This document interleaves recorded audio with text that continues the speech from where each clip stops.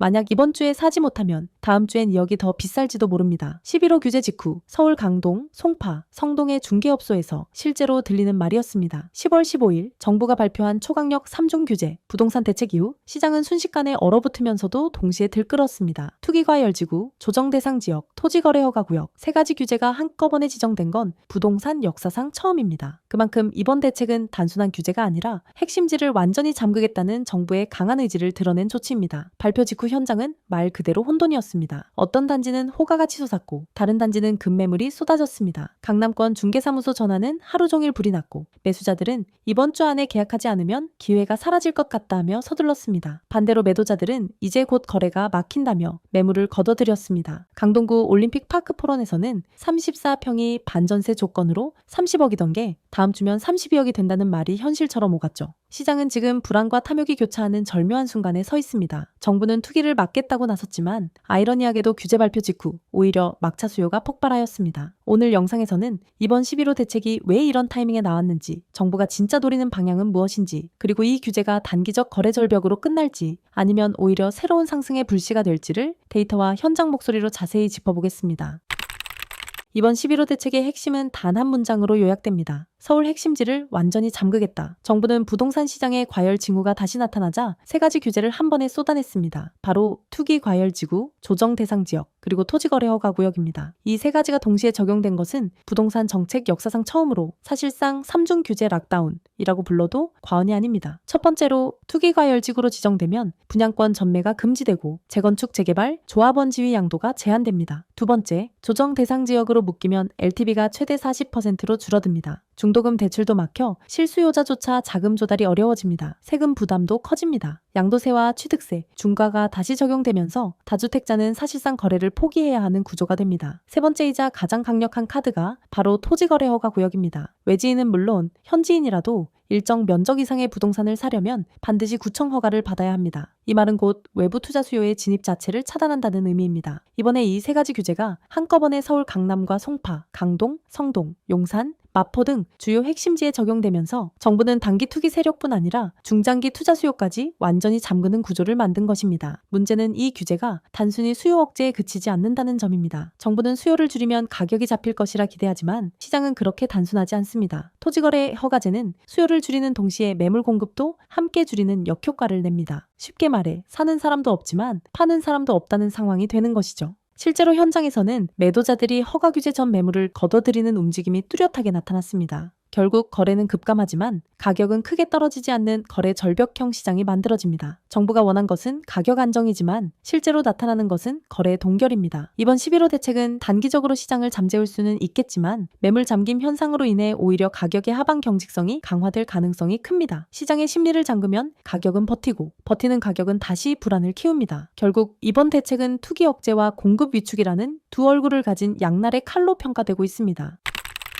이제부터 호가가 뛸 겁니다. 서울 강동, 송파, 성동의 현장의 중개업소들이 이구동성으로 하는 말입니다. 정부가 11호 대책을 발표하자마자 시장은 일시적인 패닉에 빠졌지만 그 패닉은 공포가 아닌 기회 선점 심리로 빠르게 바뀌었습니다. 발표 전후 단 3일 만에 강동구 올림픽파크 포런의 호가는 30억 원에서 32억 원으로 뛰었고 입주 물량이 줄어들자 이제 33억도 무난할 것이라는 이야기가 현장에서 오갑니다. 거래량은 눈에 띄게 줄었지만 정작 가격은 오히려 버티거나 상승하는 기이한 현상이 나타나고 있습니다. 규제 직후 시장에는 2가지 흐름이 뚜렷하게 갈렸습니다. 하나는 이번 주 안에 사야 한다는 조급한 매수세, 또 하나는 지금은 팔 때가 아니다 라는 매도자들의 관망 심리입니다. 즉 거래는 멈췄지만 심리는 움직이고 있는 셈이죠. 실제로 거래량은 급감했지만 호가는 빠지지 않고 오히려 점프하는 단지들이 속출했습니다. 이는 수요 위축보다 매물 감소 속도가 더 빠르기 때문입니다. 이번 규제 이후 서울의 월간 거래량은 3천 건대로 떨어질 것으로 예상됩니다. 이는 6.27 대책 직후보다 약간 큰 폭의 조정이지만 가격 하락폭은 2024년 하반기보다 작을 것으로 전망됩니다. 이유는 간단합니다. 매수세는 줄었지만 매도세는 더 빠르게 사라졌기 때문입니다. 토지거래허가 구역 지정으로 인해 매물이 시장에 나오지 못하고 기존 매물도 회수되면서 공급이 막혔습니다. 결국 거래는 식는데 가격은 버틴다는 역설적인 상황이 벌어지고 있는 것입니다. 현장에서는 정부가 거래를 묶었지 가격을 잡은 것 아니다 라는 말이 회자됩니다. 매수자는 기다리고 매도자는 숨으며 거래는 잠깐 멈춘 듯 보이지만 사실상 버티기 싸움이 시작된 것이죠. 이처럼 시장은 지금 거래 절벽형 안정기로 진입했습니다. 단기적으로는 거래량이 급감하지만 중장기적으로는 규제 해제 기대감이 다시 투자 심리를 자극할 가능성도 있습니다. 즉, 정부의 의도는 열을 식히려는 것이었지만 현실에서는 오히려 가격 방어의 기폭제가 된 셈입니다. 결론적으로 이번 규제 직후 시장은 폭락이 아닌 정체와 호가 상승의 이중 현상, 바로 그 미묘한 경계선 위에 서 있습니다. 정부는 입만 열면 공급 확대를 이야기합니다. 하지만 정작 정책을 뜯어보면 공급을 막는 장치를 동시에 걸어두고 있습니다. 이번 11호 대책이 대표적입니다. 정부는 부동산 시장을 안정시키기 위해 투기 수요를 차단하고 거래를 억제하는 3중 규제를 시행했지만 이 조치가 시장의 실질적인 공급까지 묶어버리는 결과를 낳고 있습니다. 정부가 말하는 공급은 대개 신규 분양과 개발 사업 중심의 건설 공급입니다. 그러나 부동산 시장에서 진짜 의미의 공급은 두 갈래입니다. 하나는 새로 짓는 공급, 또 하나는 이미 존재하는 주택이 시장의 매물로 나오는 매도 공급입니다. 그런데 이번에 토지거래 허가 구역이 광범위하게 확대되면서 이 매도 공급이 사실상 동결됐습니다. 외지인은 허가 없이는 매입이 불가능하고 기존 소유자도 복잡한 허가 절차를 피하려 매물을 걷어들이고 있죠. 결과적으로 거래 가능한 주택수가 급감하며 시장은 공급 감소, 호가 상승, 거래 절벽의 악순환으로 빠져들고 있습니다. 더 큰 문제는 정책의 일관성 부재입니다. 정부는 가격 안정을 위해 거래를 묶고 동시에 공급 확대를 외칩니다. 하지만 거래 자체가 막히면 시장의 순환이 멈추고 실수요자까지 피해를 입습니다. 실제로 신규 분양만 늘린다고 해도 기존 주택이 잠기면 실질적인 공급 확대 효과는 반감됩니다. 공급의 한 축이 사라진 셈이죠. 여기에 재건축 재개발 조합원 지위 양도 요건인 10년 보유, 5년 거주,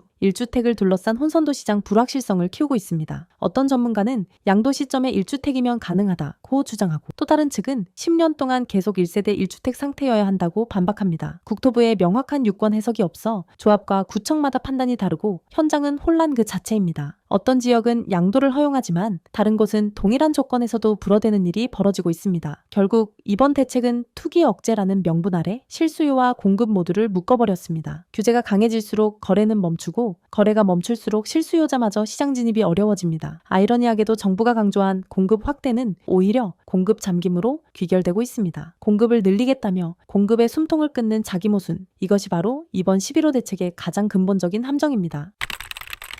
결국 이번 11호 대책은 시장을 잠재우는 규제입니다. 단기적으로는 거래량이 급감하고 호가는 버티는 형태가 이어질 가능성이 높습니다. 정부는 투기를 잡겠다고 했지만 실제로는 가격이 아닌 거래를 멈춘 조치가 되었습니다. 지금의 시장은 불안과 관망이 공존하는 상태로 매수자도 매도자도 쉽게 움직이지 못하고 있습니다. 하지만 시간이 지나면 이 정체는 결국 실수요 중심의 시장 재편으로 이어질 것입니다. 투기 수요가 빠진 자리에 실거주자들이 들어오며 시장의 무게 중심이 바뀌는 것이죠. 문제는 그 과정이 순탄치 않다는 점입니다. 거래 절벽이 길어지면 심리가 위축되고 정책의 의도와 달리 시장 경색이 장기화될 위험이 있습니다. 금리 인하 기대감이 아직 현실화되지 않았고 가계부채 부담은 여전히 높습니다. 이런 상황에서 거래까지 묶이면 시장의 순환 구조가 끊어지고 자금 흐름이 멈춥니다. 결국 부동산은 살 수도 팔 수도 없는 시장으로 굳어질 가능성이 있습니다. 그러나 모든 지역이 똑같이 움직이진 않을 것입니다. 서울 핵심지와 역세권 신축단지는 오히려 희소성이 강화되며 매수세가 다시 몰릴 가능성이 큽니다. 반면 외곽 지역이나 공급이 많은 비선호 지역은 거래 절벽 속에서 실제 가격 조정이 시작될 수 있습니다. 즉, 이번 규제는 전국적인 폭락이 아닌 입지별 양극화를 더욱 심화시키는 결과를 낳게 될 것입니다. 중장기적으로 보면